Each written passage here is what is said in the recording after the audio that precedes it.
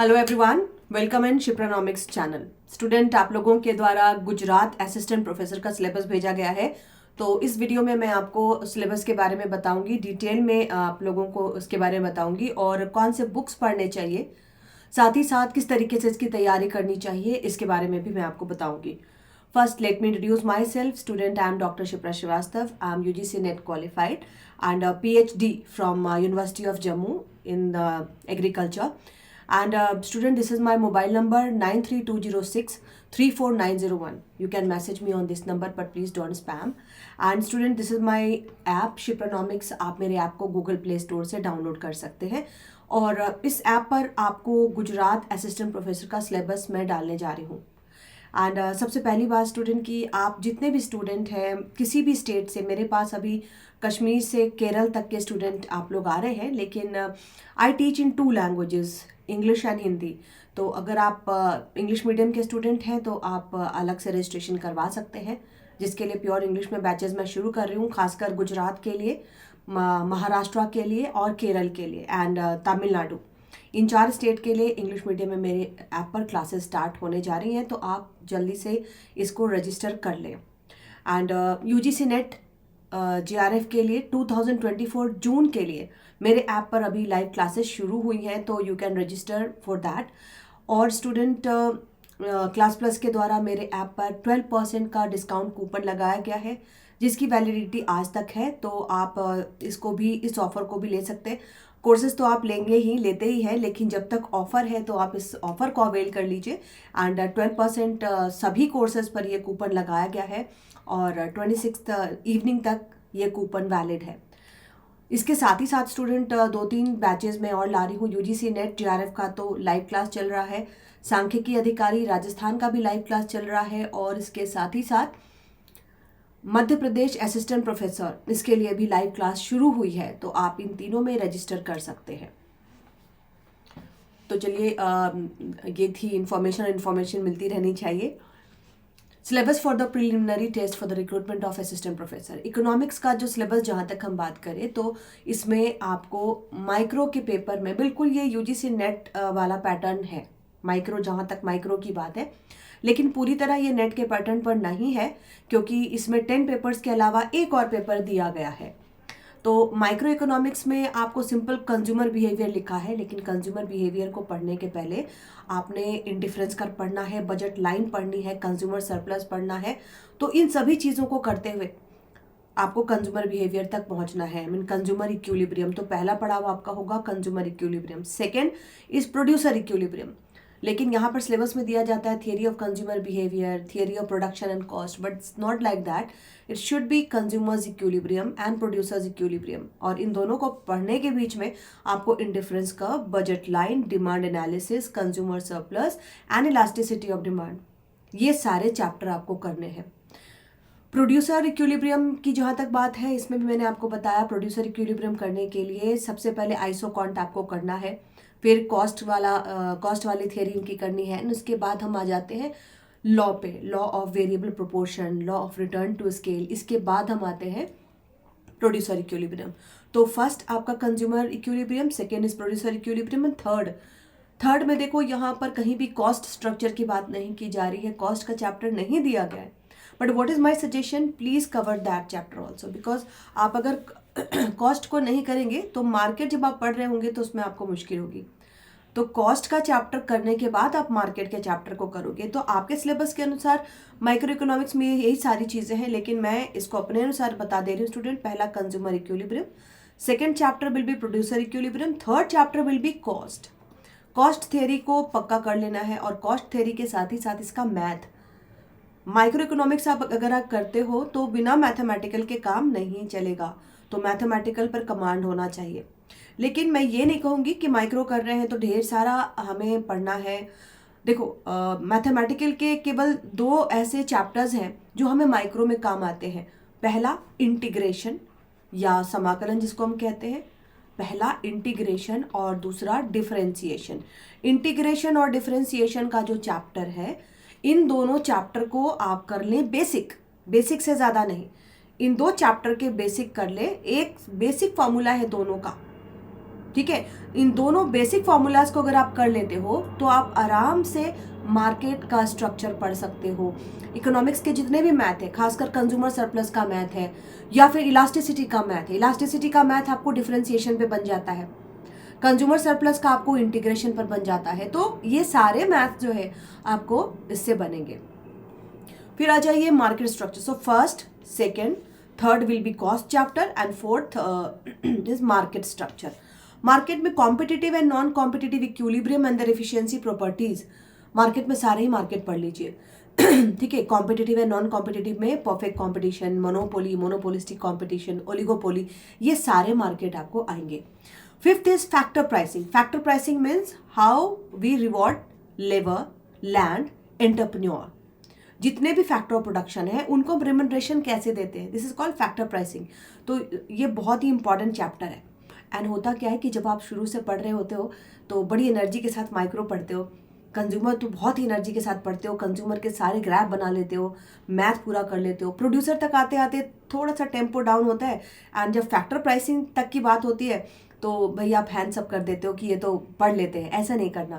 Factor pricing is one of the important chapters of micro economics. Factor pricing के graph से सवाल आते हैं, फैक्टर प्राइसिंग पर मैथ भी आता है। जनरल इक्विलिब्रियम एनालिसिस करना है। देखो यहाँ से जब हम आएंगे ना तो ये वेलफेयर इकोनॉमिक्स में हम एंटर कर जाते हैं। यहाँ तक आपका माइक्रो इकोनॉमिक्स है, फिर आ जाता है ये वेलफेयर का पोर्शन है जिसको मिला करके लिखा गया है। वेलफेयर इकोनॉमिक्स में आपको सबसे पहले जनरल इक्विलिब्रियम एनालिसिस है क्या, है ना, उसके बाद पैरेटो ऑप्टिमैलिटी क्या है, पैरेटो से सारी चीज़ें शुरू होती है। व्हाट इज पैरेटो ऑप्टिमल और how we deviate from Pareto optimal, हर चीज़ यहीं से शुरू होती है। काल्डोर हिक्स भी पढ़ना है आपको। एंड बहुत सारे मॉडल्स में नहीं लिखे हैं लेकिन एरो का इम्पॉसिबिलिटी थ्योरम वो भी कर लीजिए।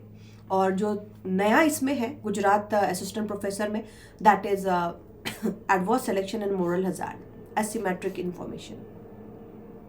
बट सिलेबस आपका काफ़ी डिटेल में है, सिलेबस छोटा नहीं है, तो don't wait for the notification. ठीक है, इसकी तैयारी बिल्कुल शुरू कर दीजिए।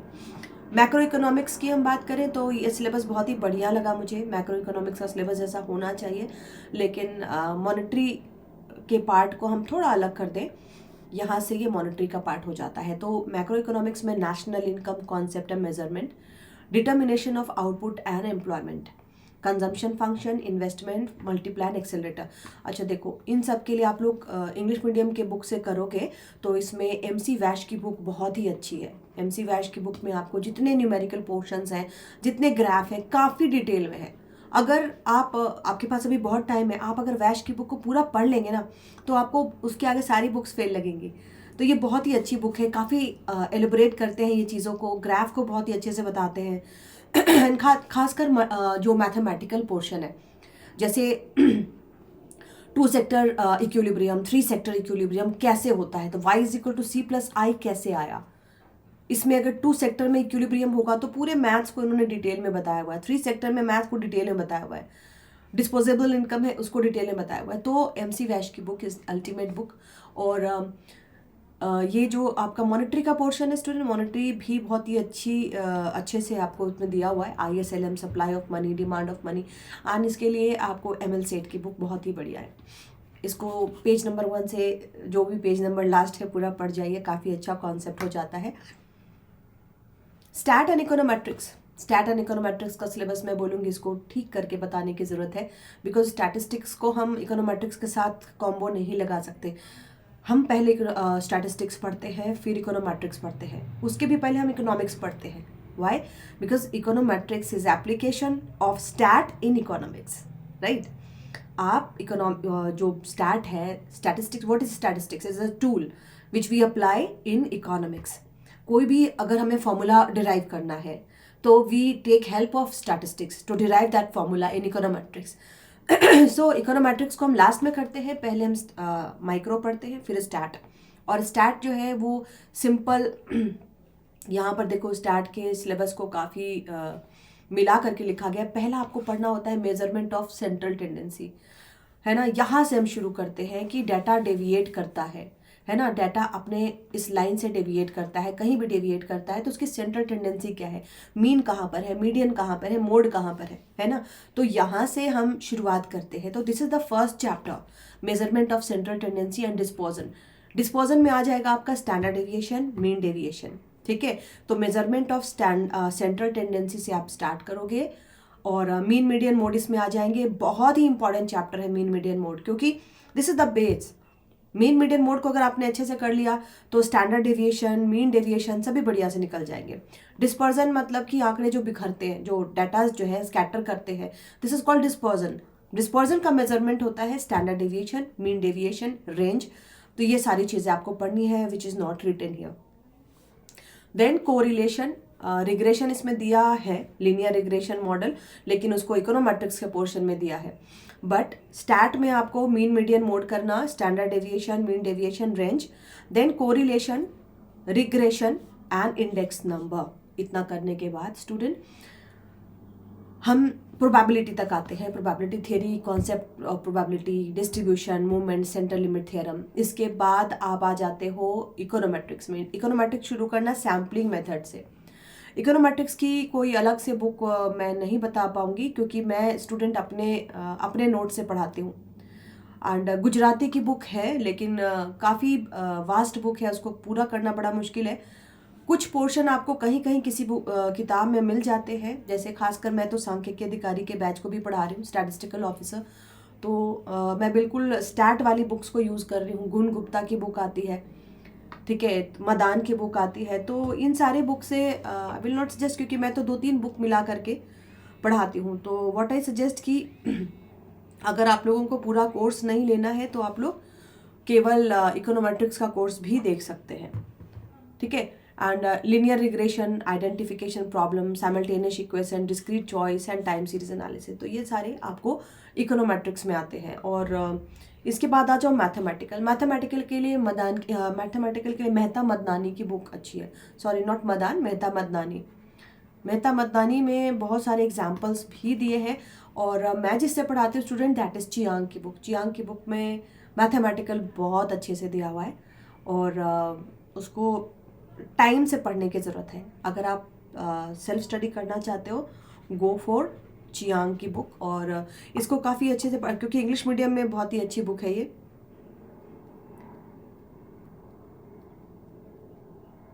ठीक है, ओके।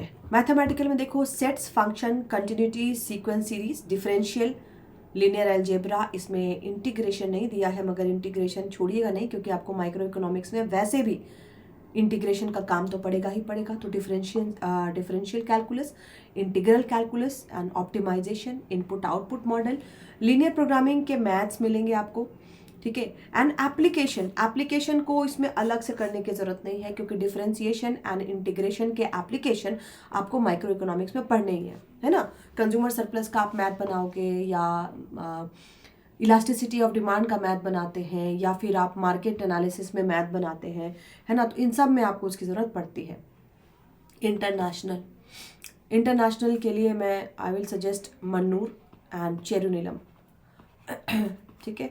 तो international trade, theory of international trade, ये जो 3 चैप्टर होते हैं इंटरनेशनल ट्रेड का, बेसिक एंड थियरी, इससे मैच करने वाले क्वेश्चन ज़्यादा देखे जाते हैं कि किसने कौन सी थियरी लिखी थी।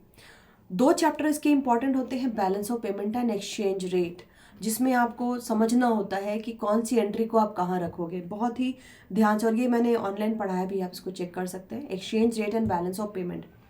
और खासकर बैलेंस ऑफ पेमेंट को ध्यान से पढ़ना, क्योंकि ये जो चैप्टर है ना, ये चैप्टर आपको monetary economics, macro economics, public finance and international, इन चारों का इंटीग्रेटेड होता है। ये अच्छे से समझ जाओगे तो मंडल फ्लेमिंग मॉडल अच्छे से आप समझ जाओगे।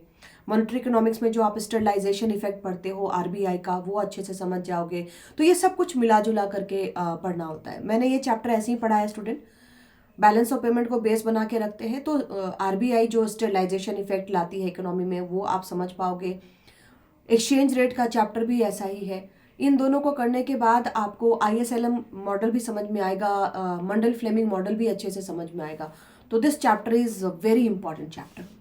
तो इंटरनेशनल को 3 भागों में मैं बांटती हूँ। पहली थियरी हो जाती है, दूसरी BOP and exchange rate, and third is different international organisation. 6 में आ जाता है public economics. Public economics market failure से स्टार्ट होता है। दिस इज अच्छा, पब्लिक इकोनॉमिक्स जो है वो पर्यावरण अर्थ व्यवस्था से मिलता जुलता है, एनवायरमेंटल इकोनॉमिक्स से मिलता जुलता है। यहाँ से हम शुरू करते हैं कि मार्केट फेल क्यों करता है ना। पब्लिक गुड क्या है, प्राइवेट गुड क्या है, एक्सटर्नैलिटी क्या है, रेगुलेशन ऑफ मार्केट में कॉल्यूजन एंड कंज्यूमर्स वेलफेयर। अब देखो, जब हम वेलफेयर इकोनॉमिक्स पढ़ते हैं वहां से हम पढ़ते हैं कि what is Pareto optimality. Pareto optimal नहीं होता है तो मार्केट फेल करता है ना। इकोनॉमिक्स जुड़ी हुई है, हर जो इसके सेगमेंट है, ऑल सेगमेंट्स आर कनेक्टेड है। तो हम यहाँ से उठाते हैं वेलफेयर इकोनॉमिक्स में पैरेटो पढ़ना। पैरेटो के जस्ट बाद अब पढ़ना कि why market fails, what is Pareto optimality, why we deviate from Pareto optimality, what is market failure, what is public good, what is called externality, positive externality, negative externality. So these are very important chapter. तो main public finance आपको यहाँ से शुरू होता है। Public finance को भी 4 भाग में बांटेंगे, public revenue, public expenditure, public debt and federal finance. इन चारों में बांट के पढ़ते हैं। और इसके लिए आप लेखी की बुक ले लीजिए, RL लेखी या त्यागी की बुक इसके लिए अच्छी है। Money and banking, this is connected to current affair of economics. जो भी अभी अर्थव्यवस्था में चल रहा है, इकोनॉमी में जो भी चल रहा है, और खासकर आप जो गुजरात असिस्टेंट प्रोफेसर के लिए तैयारी कर रहे हो, आपके लिए तो बहुत ज़रूरी है। लास्ट का जो आपके सिलेबस में लिखा गया है करंट अफेयर से रिलेटेड है। वो जो भी इकोनॉमी में चल रही है, जो भी चीज़ें चल रही हैं, एग्जाम के 7-8 मंथ पहले का उसको ध्यान रखिए, छोटे छोटे नोट्स बना के रखिए, ठीक है। और खासकर इसका सेंट्रल बैंकिंग, कमर्शियल बैंकिंग, इन दोनों चैप्टर्स को करंट अफेयर से जोड़ के रखिए। RBI की मॉनेटरी पॉलिसी में क्या क्या चेंजेस आ रहे हैं, इन्फ्लेशन का ट्रेंड क्या है, मार्केट में मनी सप्लाई किस तरीके से काम कर रहा है, ये सारी चीज़ें। और NBFC's capital market and it's regulation, money market and capital market, financial market 2 भागों में बटा हुआ है, money market and capital market. तो आपको कैपिटल मार्केट स्पेसिफिकली दिया हुआ है, तो इसमें आपको सेबी को भी ठीक से समझना है, ठीक है। तो सेबी के रूल्स एंड रेगुलेशन क्या है उनको भी ध्यान से समझना है। इसके बहुत सारे टर्म्स होते हैं कैपिटल मार्केट के, उनको ध्यान से पढ़ना है। ग्रोथ एंड डेवलपमेंट के लिए आप आहूजा की बुक ले सकते हैं, बहुत ही अच्छे से इसमें सारे जो भी मॉडल्स दिए हुए हैं। जैसे शुरुआत आप करना एडम स्मिथ के मॉडल से, और आपका सिलेबस बहुत अच्छा है, इसमें सारे ही मॉडल्स दिए हैं। एडम स्मिथ के बाद Ricardo, Marx, Schumpeter, Rostow, balance and unbalance, big push theory, ये सभी दिए हुए हैं। फिर Harrod Domar, Solow, Robinson, Kaldor and disembodied and endogenous growth model. केवल एक ही मॉडल छोड़ दिया है नेट का, अदरवाइज सारे ही मॉडल इसमें दिए हुए हैं। एंड इसके बाद इंडिकेटर्स क्या हैं, पॉवर्टी एंड इनइक्वालिटी क्या है, सोशल सेक्टर। अच्छा, इसमें एक और बुक अच्छी है, that is Mishra M Puri. Mishra Puri की बुक को भी आप कर सकते हैं। मिश्रा पुरी की बुक जो है वो बहुत ही अच्छी है इसके लिए। 9th में एनवायरमेंटल इकोनॉमिक्स एंड डेमोग्राफी। देखो, environment as a public good, मैंने क्या बोला था, सबसे पहले हम क्या पढ़ते हैं, वेलफेयर इकोनॉमिक्स की व्हाट इज पैरेटो ऑप्टिमैलिटी। फिर हम क्या पढ़ते हैं कि why we deviate from Pareto optimality, why market fails. तो इसके बाद आप आ जाते हो कहाँ पे, public economy, what is public good, what is private good.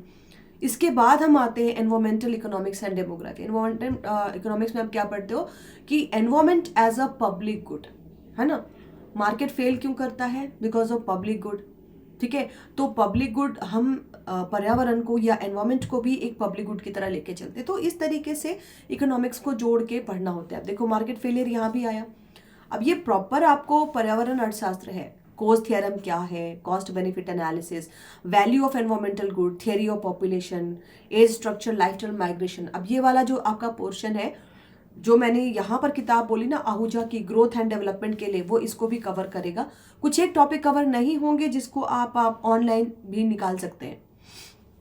And last Indian economy. Indian economy के लिए आपको मैं बताऊंगी दत्तन सुंदरम है, और भी किताब है, लालन लाल की बुक है, मगर वो हिंदी में है। इंग्लिश मीडियम में आपको दत्तन सुंदरम है और मिश्रा एवं पुरी है, ये दोनों किताब से आप कर सकते हो, लेकिन ज़्यादा बुक में नहीं जाइएगा। Indian economy is related to current affairs. इसके नोट्स आपको पेपर से भी बनाने पड़ेंगे, क्योंकि बिल्कुल टिपिकल नोट्स, इसके टिपिकल क्वेश्चंस नहीं आते, बजट से क्वेश्चंस आते हैं। बजट को तैयार कीजिएगा बहुत ही माइन्यूटली। इकोनॉमिक सर्वे बस अभी आने वाला है। इकोनॉमिक सर्वे से भी सवाल उठते हैं, इकोनॉमिक सर्वे को बढ़िया से कीजिएगा। साथ ही साथ एक PIB का साइट है, उस साइट को देखते रहिए, उससे नोट्स बनाते रहिए। ये 3 बड़े इंपॉर्टेंट सेगमेंट्स हैं। इसके अलावा तो बुक है ही, बुक से आपको जो ट्रेडिशनल पोर्शंस होते हैं वो आप करोगे। Current trends and recent advancement in relevant fields, जैसा मैंने बोला करंट अफेयर ऑफ इकोनॉमी से रिलेटेड है ये। And student current affair of economy की मेरे द्वारा क्लासेस ली जा रही हैं, ये अलग कोर्स है जिसमें मैं डिफरेंट न्यूज़पेपर को एनालाइज करती हूँ। तो दिस इज़ योर सिलेबस, और ये बहुत ही बड़ा सिलेबस है, तो don't wait for the notification, start your preparation student, क्योंकि इसमें टाइम लगेगा। और मेरे द्वारा मेरे ऐप पर इसके लिए क्लासेस शुरू की जा रही हैं। Mode of communication will be English, आपको PDF इंग्लिश में अवेलेबल होंगे। और मैंने जिन जिन स्टेट का बोला है, गुजरात, महाराष्ट्र, केरल एंड आंध्र प्रदेश, ये 4 स्टेट के मेरे पास बहुत रिक्वेस्ट आ रहे हैं, तो आप सभी के लिए ये मैं स्टार्ट कर रही हूँ। एंड ये क्लासेस जो स्टार्ट होंगी स्टूडेंट अपकमिंग मंडे से ये क्लासेस आपको स्टार्ट हो जाएंगी। और इस पर रजिस्ट्रेशन के लिए आपको क्या करना है, इस पर रजिस्ट्रेशन के लिए आपको मेरा ऐप डाउनलोड करना है शिप्रानॉमिक्स, और उससे आप ये क्लास डाउनलोड कर सकते हैं। और आज अगर कोर्स आप लेते हो तो 12% ऑफ का कूपन भी आपको अवेलेबल होगा। That's all for today. And student, आप लोगों की फिर एक रिक्वेस्ट आई है कि मैम गो स्लो, थोड़ा धीरे पढ़ाएं, लेकिन स्टूडेंट आप लोगों के पास डाटा लिमिटेड होता है, आप अपने डाटा का ख्याल रखो, मैं आपके टाइम का ख्याल रखती हूँ, because time is important, stay ahead of time. ठीक है, तो जो इम्पॉर्टेंट चीज़ें होती हैं मैं वही बोलती हूँ, किसी सिलेबस को जितना समझाना होता है मैं उतना समझाती हूँ, बाकी आप लोगों के मैसेज तो आते ही रहते। और for any query you can message me on this number 9320634901। I am always there. Okay, that's all for today.